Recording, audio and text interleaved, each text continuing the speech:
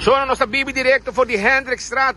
Lo que po tamirang nakita, aksyon di party di personal di Day Away. E team special kuta atende ku buraco ng Ribakaya na momento kunang amira informasyon ku Pueblo Amanda relacionado com o buraco na Amanda para nós de 24 horas nós publique e awe jawebs mainta mesora ng tadeng aksyon.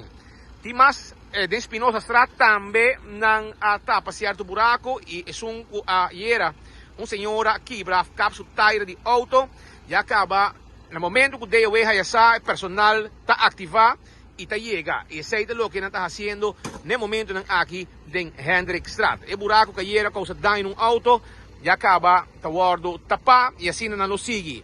Si abo sa di saki, boboto ba contato con nos ta geeft door mesora, camina tin buraco ng grande, paso day away no tay tur caminda, pasa una ting of no ting buraco. Pero na momento ko nang hayasa, nang ta llega e nang ta actua. E sa ito lo que apasa awe tambe, jawes mainta, aksyon mesora, di parte day away, e buraco grande qualquiera causa daño na auto di gente. Queda pendiente, non so si informavo, ribe desarrollo ng ground di nos isla.